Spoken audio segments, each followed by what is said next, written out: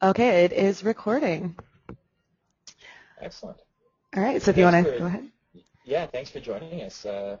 It's we looking forward to an exciting adventure trip, and I don't know if anyone actually knows the destination we're thinking of yet. Charlene may have told it to you, but we'll uh, we'll go into that in a minute. One of the things that I wanted to start off with before we told the place is that one of the things that I'm really passionate about is travel. I've traveled all over the world, and 2 kids now, I don't get to do it as often as I probably want to. And so being able to still do things like that and take advantage of being healthy, fit, and active is something that I believe Fresh is a big part of Fresh, and we want our clients to be involved with. I know a lot of our clients do travel, but often it's taking the obligatory 1 or 2 week vacation every year and going to a beach and drinking margaritas or something like that. And so to be able to get out and do something a little more off the beaten path and exotic and these are things that are on people's bucket lists that actually most people never end up doing. So if we can help out with a little bit of that, that's awesome. And this place that we'll talk about is one of the places that's on my personal bucket list, one of the many places. But so it's be another one that we can go to, and a lot of the people I've talked to are very interested in that. But at Fresh, we really get people to think about outside the box and say what we do in the gym is to help people be healthy, fit, and active outside the gym, whether it's locally going out to the mountains or going somewhere overseas or just being able to play with your kids or your grandkids and not feel like you're full of aches and pains and frustrated because you can't do certain things. We want you to be able to do anything you could imagine, and even a bunch of things you couldn't even imagine. And I know for some people this trip would be something that they would have never thought possible and may still not think is possible. So one of the reasons Katie's on the call is that Katie's at the Adventure Travel Company, and I'll get her to tell a bit more about what she does. And I'm not a travel agent, and I don't know how to do all these things and organize trips, so that's why she's on the call to help us out with that. So, Katie, you can maybe explain a bit more about what you guys do. Definitely. So I'm at the Adventure Travel Company. We're a full-service travel agency, but we specialize in adventure travel. So all of our agents here are very passionate about travel, so we can set everything up from whether you just want your flights or a full package and everything taken care of along the way. This particular destination that we're going to talk about, I've personally been to 3 times. I just came back from my 3rd trip there last month, and I absolutely love it. So hopefully you guys will be excited about it as well and join Tim, and we can get a really good trip going. Perfect. Tim, do you have anything else you want to say, or would you like to introduce the destination? Yeah, let's get into it. All right. So the destination Tim has picked is, I can flip my slide here, Tanzania and Kilimanjaro. Tim, do you want to say anything about why you picked this destination?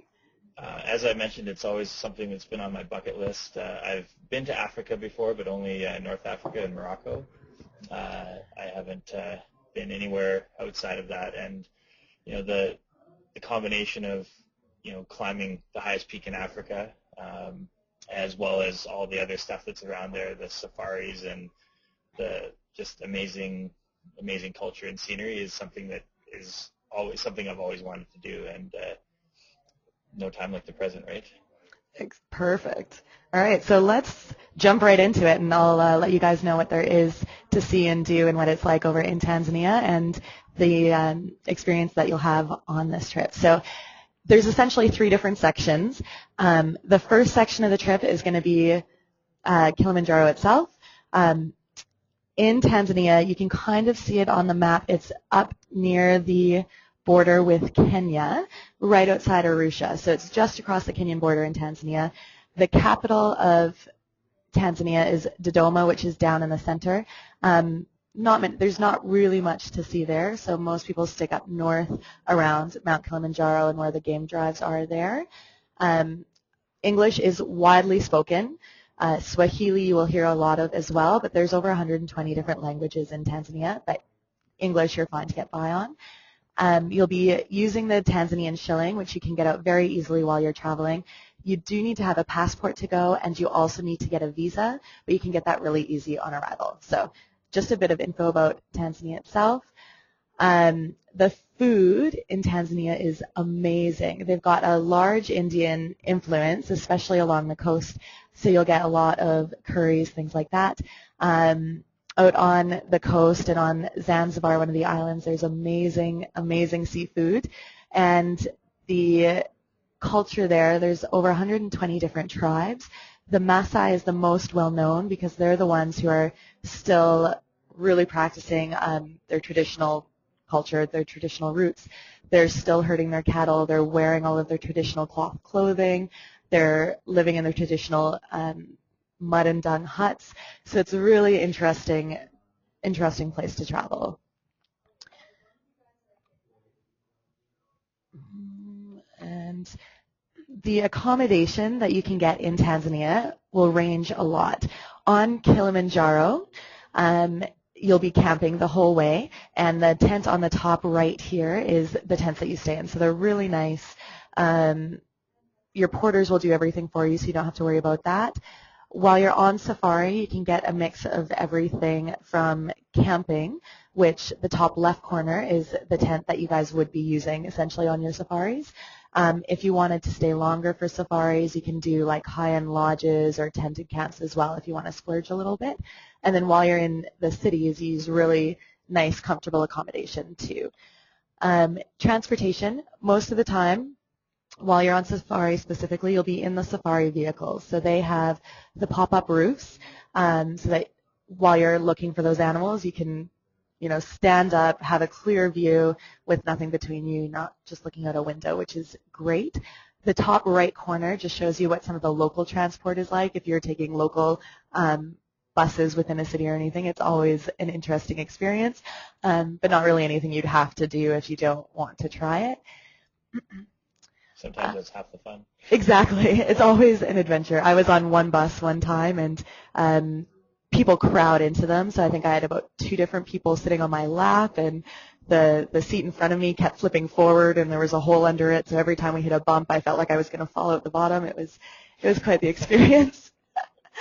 So we're going to start off the trip with Mount Kilimanjaro, simply because once you're done, you can relax. You don't need to be sitting there stressing about it while you're on safari, knowing you've got this challenge coming up. So Kilimanjaro itself is the highest mountain in Africa. It's 5,895 meters, so you are hiking at extreme altitude when you get there, and you'll definitely feel the effects. It's the highest freestanding mountain in the world, which essentially just means it's not in the middle of a mountain range, so it comes straight out of the plains up into the mountain. And it's also the highest non-technical climb that you can do, so you don't need any like climbing gear, crampons, ropes, pulleys, nothing like that. It's a strict hike, which is fantastic. There's 3 main routes that you can do going up Kilimanjaro. The Marenga route is the shortest and the easiest, and it's the only one that uses huts along the ways. That's 5 days. The Machami route is... Don't they call that the tourist route? It is. It's nicknamed the Coca-Cola route because there's so many people on it and it's so busy that originally, before they started taking more care of it, you'd see like Coke bottles and everything the entire way up the trail. So we're not going to do that one. It is a great route if you don't have much time and you just want to get up as fast as possible. The one that we're going to do is the Machami route, and that's the route I climbed the first time I climbed Mount Kilimanjaro, and it's amazing. It's the most scenic route up the mountain. It's 6 or 7 days. We're going to do it in 7 days so that we can have an extra acclimatization day there to really help you adjust to the altitude and make your summit attempt just way more possible and easier for you. The third route is the Rongai route, which goes up the backside of the mountain and down the front side. It's slightly easier than the Machami, but not nearly as scenic or beautiful. So the Machami is by far my favorite. So when you start your trek, this is the Machami Gate.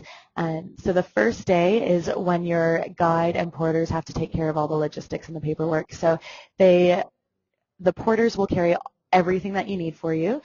So all that you have to carry is your day pack with enough water and a rain jacket throughout the day, and potentially a packed lunch, which the porters will take care of for you. They'll carry up all of your camping gear, all of your change of clothes overnight, things like that. So you don't have to worry about any of that while you get up there. So this is just a photo of the first day. You're going to spend a couple hours. You're ready to go, but they have to get all of their packs weighed. There's a lot of paperwork they have to fill out just to make sure that they're being treated fairly and everything like that. So you do wait around a little bit, but then you start hiking. And while you're at the bottom starting to hike up, it's beautiful scenery. It's often quite misty because there's usually a lot of clouds around it, but absolutely beautiful, beautiful routes. Your first day or two are fairly easy. You're still at low altitude, so no problem breathing, no side effects yet. And then you get to camp. Normally when you get to camp, your porters are already there. They've run ahead of you. They've got your tent set up. They've got your kitchen tent set up, and they've got an afternoon snack and tea ready for you, and then they'll start on making your dinner. So you have the afternoon free to just relax, chat with other people in your group, explore the campsite, hike around a little bit if you want to, and then just have an early night in for the next day. Now, as you hike along, often some of the first views that you see of the top of the mountain are a couple days into the trek. So this is the summit of Kili, and it seems like no matter how many days into it, it still looks just as far away as it did on day one, so you'll get fairly used to it. And I've just got a few different photos here to show you guys how the scenery changes as you get up on altitude. So this was, I think, late on the second day of the hike. The vegetation just gets a lot lower, a lot less lush. And then once you're on to like 3 or 4 days of the hike, you're going to start seeing everything becomes a lot rockier. There's a lot of volcano rock on the side of the mountain, which is absolutely beautiful. And then I think this was about day 3. You're above the cloud line. So as the sun rises in the morning is usually when the mountain is really clear and you can just look out above the clouds below you, and it's a beautiful sight. This is, again, another campsite, and Kilimanjaro, what you wake up to every morning. And this is, I think, about day 4 hiking. You're out of any vegetation. You're at high altitude. So once you're at this point, you're starting to feel the effects. So you're going to start feeling some light headaches, perhaps a bit of nausea, potentially a loss of appetite is usually fairly common. So you just have to make sure you keep drinking water, drink as much as you can, eat as much as you can even though you don't feel like it, and then just keep pushing through. We do put in an extra acclimatization day for you so that you do the trek in 7 days instead of 6, so that your body acclimatizes better and you'll not be as affected by the altitude symptoms. But it's absolutely well worth pushing through, and there's also altitude sickness pills that you can take that do reduce it if you're worried about how the altitude will affect you. So this is once we're starting to get up. This is not our last night camping before the summit, but our second last night, and it's starting to look near impossible to summit, which gets daunting, but the next day after this was one of my favorite days. This was the hardest day except for the summit on the route. The rest is fairly flat, or just like an angle, but not overly steep, not overly challenging. So this, you only have about an hour hiking through terrain like this, and it's just really fun to switch it up. Again, absolutely beautiful. And you've got like all of your porters going through and other hikers along the way, which is great. I loved it. My favorite day on the trip. So it's just some like light little bouldering. You, again, don't need any ropes. You'll be on your hands and knees for part of it, just helping yourself up, but it's nothing overly challenging. It's not, again, you don't need any technical equipment. It's not a climb at all. It's just a bit steeper than other parts on the mountain have been. This was our last night in camp before summit, and I just want to point out here, I put this picture in because these were some of my porters. They are amazing. They do so much work for you, and they work so hard, and they're more than willing to just chat with you, have a good time. I loved them. So here I was teaching them how to play Sudoku to fill the afternoon while we were just hanging out, getting ready to climb that night. So your last night of the summit, when you do summit, you summit overnight in the dark. So this is our camp. We're getting ready to summit from here. You wait until 11 p.m. when you start climbing. And you do it because you're going to be climbing up a lot of scree and it freezes overnight. So it does get cold. You do need to make sure you dress warmly. It can get down to about minus 15 degrees and bring a headlamp to see. And then you start off and start the hike. You will be hiking really slow. It's about 8 hours up the mountain. It is very steep. You're affected by altitude, so you feel like you're really out of breath all the time.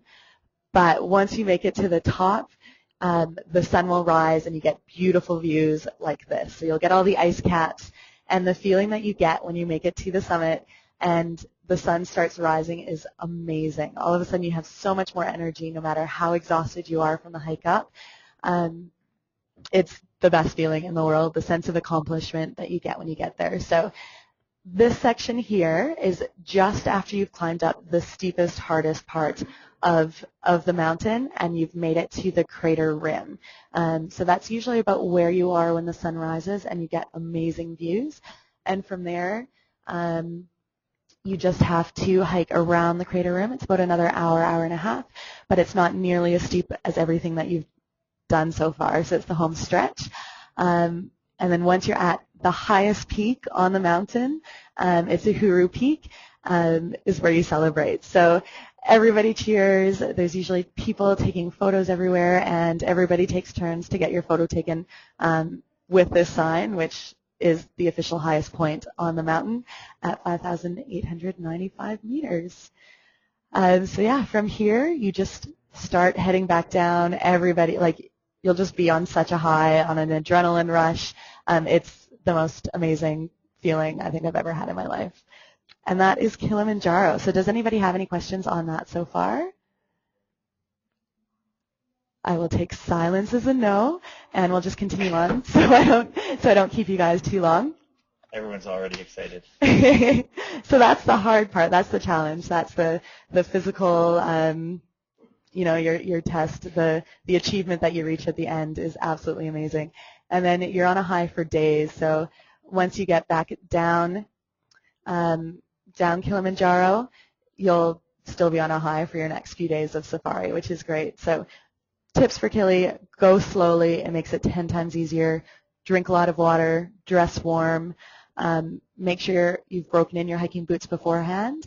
And the more training that you can do before you go will just make it that much easier when you're climbing. So go to Fresh Fitness and work out. That's the easy part for us. Exactly.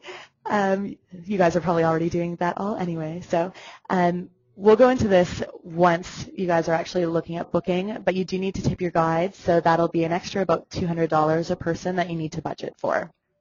But they're well worth it, and it's amazing. And you usually have a team of your guide, your assistant guide, and about 3 porters per person on the trek. So there's a lot of people helping you out. All right, so after Kili, you're heading on to the safari, which is what most people dream of Africa. So from Kilimanjaro, you go to Arusha, which is the main town and jump-off point. It's a good day to spend a day just wandering around, eating in a restaurant for the first time instead of on the side of a mountain. You'll be sleeping in a hotel instead of a tent for a night, and just a nice day to explore. And then from there, early the next morning is when you leave for your safari itself. And the main thing that most people are looking for on the safari is the Big Five. I'm not sure where this list came from. I think it might go back to hunting. There were the Big Five animals that people wanted to hunt for trophies. But now for game drives, they're the Big Five that people want to spot. So it's your elephants, lions, hippos, rhinos, and your leopard. Out of all of them, the leopard is by far the hardest. You'll be pretty much guaranteed to see elephants and hippos and most likely lions. The rhino is hit or miss, but definitely possible. The leopard, I didn't see for my first 4 months traveling through Africa. It wasn't until this last trip that I finally saw my first one, which was unbelievably exciting. So there's a few different national parks that you'll travel through. Serengeti is what most people know most. So I just have a few photos that I'll flip through as I'm talking about it. It's the largest national park in Tanzania, and it's also most well known for its migration of the wildebeest. The last time I was there, we lucked out and it came through early, so we were there in the middle of it. This picture was taken not during the migration, so even if you're not there during the migration, you still see just tons and tons of animals. This park is my favorite, hands down. It's huge, and all of the big five are in there, so it is possible to see all of them. You will see a fair number of giraffes. We saw quite a few of those this time. Lions. You'll usually, on a good game drive, you'll usually see a couple lions in a day. I really lucked out last time, and within the week, we saw about 50. So you may see a pride of lions with a kill. Every once in a while, you'll see female lions on their own. Normally, if you see lions, you'll tend to see just the male, if it's a male lion on his own, or groups of females around. So they're fantastic, and you can sit and watch them for hours. Elephants are my personal favorite, and you will see lots of them, or at least a fair amount of them in the Serengeti, and they're just absolutely magical. I could sit and watch them for hours as they just wander around. They can push over entire trees to feed off of. It's amazing when you get a big group of them together. If you are a birder, I don't know much about birds myself, but there's amazing bird life in Tanzania as a whole, but specifically in the Serengeti. And yeah, just some more lions that you see. So while you're in the Serengeti, you'll be camping at night in the game parks. All the camping is, again, taken care of for you, which is great. You're right in the parks. We actually had an elephant and giraffe come through our campsite one night. It was amazing. There's nothing like being able to hear the wildlife around you as you're trying to sleep at night. So it's such a great experience to have. This picture here is my first ever leopard sighting. I don't know if you guys can see it, but in the branch off on the split off to the left, just before you get to the leaves, there's the leopard hanging out. And there's a second leopard over on the right as well, but it's a lot harder to see on the photo. Still a little ways away, but I don't have a very good camera, so it was close enough to at least see them with the naked eye. And then one of our big male lions. So if you do see a male lion, you usually just see them on their own hanging out. And during the day when you're on safari, they're usually just relaxing, resting, staying out of the heat, so they're not overly active. The other thing you can do in the Serengeti is you can add on a balloon safari. So it won't be included in the trip, but anybody can add on. It's about $500. I did it for the first time on this trip, and it was amazing. You get up really early. You go on the balloon safari. You see everything from above. You see the sunrise, and then afterwards you have a champagne breakfast with everybody from the balloon. Well worth the money. This is a pool of hippos that you see from above, which is great. In the early mornings are usually when you can see the hippos out and active. And then during the day, they stay in the pools for the heat. So from the Serengeti, you usually have about 2 days there. You'll head to the Ngorongoro crater. This is one of the largest fully intact calderas in the world, and it's absolutely amazing. It's almost like a little eco-reserve because it's so well protected by the walls. So there's just tons of animals that wander through here. The only animal you won't see in the crater is the giraffe, and that's because they're too top-heavy to navigate the steep walls to get in and out. So, but you will see your lions, elephants, everything like that. You won't see leopards in here either, unfortunately, but it's such a great place for game viewing. You only need a day because it is fairly small compared to the Serengeti, but it's great to wander around. These are your buffalo, which are, again, one of the big fives. They are fairly easy to see, so it's pretty guaranteed that you'll spot them. In the crater, when you stop for lunch, you'll stop by a hippo pool, so you get to sit and eat lunch while you watch the hippos just kind of like wander around. They're the loudest animals I've ever heard. They just grunt and grunt and grunt, and their sound carries forever. There's also a really nice flamingo pool in the crater, which is fantastic. You see warthogs running around everywhere, which are hilarious, especially because they do run with their tails sticking straight up in the air. And And then when you're there early in the morning, you'll also see hippos wandering around too, which is great. Hippos are also the most dangerous animal in Africa because they're very territorial. So if you get between them and their water source, they're unbelievably fast runners and they just bowl you over. We're always in the Jeep safari, so you don't have to worry about it, and we're usually out during the day. But just something to be aware of. Zebras I love, and again, you can definitely see lions in the crater as well. And you'll also usually see hyenas in the crater. The crater is one of the few spots where there's more hyenas than lions. So it's great. Often you'll see them either at a kill or facing off against lions. So it's really interesting seeing just kind of giant prides of the hyenas as well. And lastly are elephants. There's not as many elephants in the crater, so you're more likely to see them in the Serengeti, but they are in there and you will see a few of them. And lastly, the best part about the crater is it's a rhino conservation area. So there is a huge number of rhinos left here as compared to other areas. They are one of the most endangered animals in Africa. But because of the conservation area in the crater, it does make it fairly possible to still spot them. So you'll usually spot one or two as long as it's not a windy day. If it's windy, they go hide in the trees because I guess scent carries and they can smell you. So if it's a calm day, you've got a really good chance of seeing them. And lastly, you will see monkeys pretty much everywhere, especially in the Serengeti and the crater. So keep your eyes open for those. And then generally we'll add on a third national park. Tarangire is going to be the national park that we'll add on, and that is most famous for its elephants. It's got some of the biggest elephant populations in Tanzania, so it's amazing because you can just see herds of them wandering around. Fantastic. There are tons of other ones. Lake Manyara National Park is one to note. It's just very pretty. There's a lot of trees, so it's not as good for game viewing. Or Arusha National Park, if you've got an extra day before or after your trip and you want to do a park that's nice and close to the main city, you can go to Arusha National Park. Okay, so any questions on safaris? I feel like I just blew through that. All your food is included. You camp at night. And you just spend your day kind of going through the game parks looking for animals. You will also have a chance to visit a Maasai village during that period, which is great to get to see some of the local culture. They'll dance and sing for you. So if there's no questions, we're going to move on to the third section of the trip, which is... This is optional, right? This is optional, yeah. So you can or cannot add it on. The first Kilimanjaro would take about a week. The safari will be about a week, so that will be a 2-week trip. If you have 3 weeks, though, it's definitely worth adding on the island of Zanzibar. So this is an island, still part of Tanzania, just off the coast. It's known as the Spice Island, just because there's so much spices and coffee and things like that on there.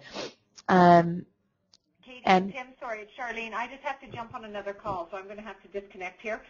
Okay. Sorry, but I'll call in for the rest of the call when it's taped. No problem. Okay. All right. Bye. Bye. Okay, so this is, oh, it's funny because she mentions she likes diving, and this is the place to go for diving. But the capital is Stone Town, which is where Freddie Mercury is from, and that's where that previous picture was, which is an amazing colonial city, well worth spending some time through. They've got a great night fish market, so you can go through every night, get fresh food that was just brought in that day, and they'll barbecue it right there, right in front of you. So you just point out what you want, it's super cheap, and they'll fry it up. And it's also the heart of the slave trade industry. Is in Stone Town, or it was in Stone Town, so now you can see monuments there for it. You can also go through an old church, which has been built on top of the old sites, but they've still got all the holding cells in the basement, so you can actually go and see what people went through, like what the slaves went through while they were being held prisoner there. And then you can also do a spice tour, which is well worth doing because there's amazing teas, amazing spices in the interior of the island, and it's really interesting to learn a lot more about where everything comes from, how they're grown, and see it from start to finish. And then there's also a place called Prison Island that you can go to. I don't know why it's called that, but it's a conservation area for giant turtles. So you can go and you can feed them and pet them, and it's a really nice little excursion. Now, the most exciting part about Zanzibar, the reason most people go, are for the beaches. They're absolutely beautiful, stunning, some of the nicest beaches I've ever seen. There's great diving here. So if you're a diver, diving and snorkeling are fantastic. It's well worth having a day or two there just for that. You can also go swimming with dolphins here, which is great. They just take you out in a little boat that just fits essentially your group, you know, maybe 10 people if that. And they just take you out to the middle of the ocean where there's some dolphins swimming around. You jump in, you swim around with them. If they swim off, you get back in the boat and you find another pod of dolphins. So it's quite the experience. So usually if you add this on, you'd want another 4 or 5 days for Zanzibar. Again, it's an optional part of the package, but we can add that on for you. And amazing, amazing sunsets in Zanzibar. Great nightlife as well. If you just want to relax on the beach, this is the place to do it. So just some minor points. I won't get into detail because we'll do this more when you, if you go ahead and book. But you do need to visit your travel clinic to get all the appropriate shots that you need before going. Flights, we can fly you straight into Kilimanjaro, which is nice and close. But you can stop in Europe if you wanted to add on to your trip and spend, you know, a couple days or a week in Europe on your way there or back. That's definitely possible. And we'd fly you into one city and out of another. So if you wanted to add on Zanzibar, we'll fly you into Kilimanjaro for the start of the trip and home from Zanzibar so you don't have to backtrack. And insurance is always mandatory anytime you're doing trips like this. Whether you have your own or not, we've got great rates here. So we'll go over that in more detail, but you do need to make sure that you have that. And then if you do have any questions about it, just let us know. We've got lots of experience. We're a division of Travel Cuts and Merit Travel, and we are Canadian owned and operated. So it's great. We deal with over 60 different tour operators, so we are unbiased. We don't try and push you towards one. We'll find one that works out best for you. So for this trip, we've got great local suppliers in Tanzania that give us fantastic rates, so we can usually get it quite a bit lower than a lot of the other companies can. And that's it. So does anybody have any questions? When do we leave?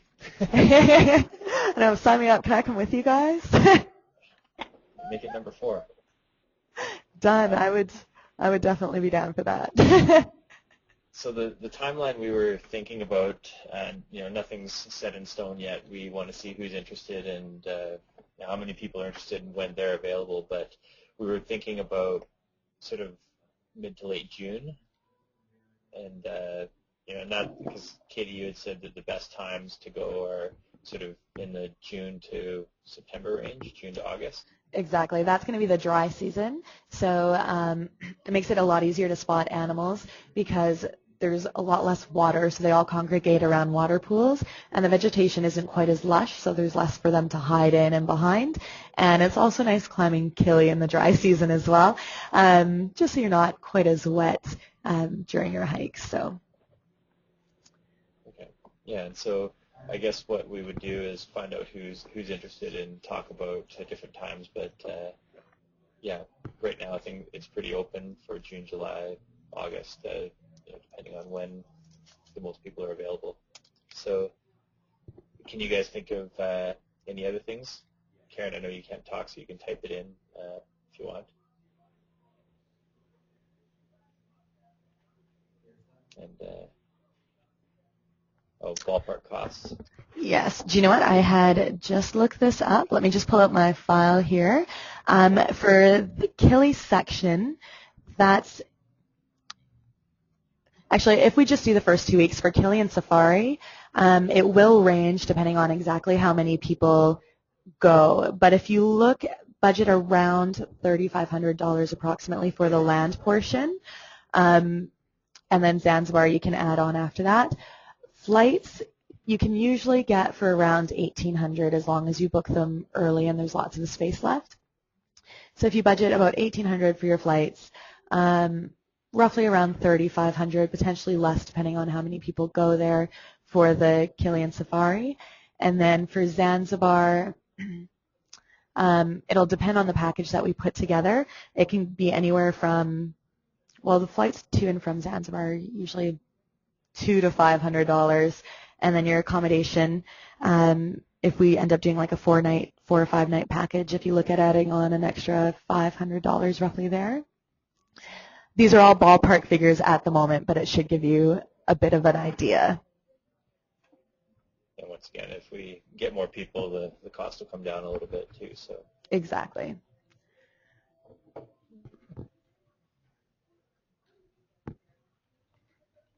Danielle, any questions? No, I'm good. Already set to go? Of course. Be different in Paris. A little bit, yeah. Not quite as, yeah. Has anyone calculated how many times up the Eiffel Tower Kilimanjaro is? Ooh, that's a good one. How tall is the Eiffel Tower? It's not that tall. Not that tall. I'm sure it'd be quite a few hikes up the Eiffel Tower. Well, hopefully we've inspired you guys a little bit and get you motivated to get out there and see some of Africa. Yeah. So we'll send out some more details and information on to people and have them be able to watch the recording of the webinar to get more information as well. And we'll start to connect with people and find out who's interested, who thinks they can make it work, and we'll organize the details from there. We wanted to start this far in advance because booking vacations for the year and that type of thing will definitely come in. Especially, I know with 2 kids, scheduling trips and vacations is always a challenge, and especially because the kids won't be coming, childcare and things like that. So we'll have to make sure that everyone has plenty of time to plan.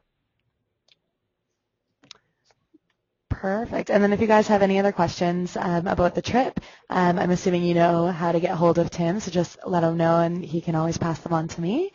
Yeah. But yeah, that's all that I've got for today, so thank you all for coming. That's great. And thank you so much, Katie, for putting in the time and giving us all this great information. No problem. All right, well, happy holidays to everybody. Hopefully you'll have a couple days off over the Christmas season. Yeah.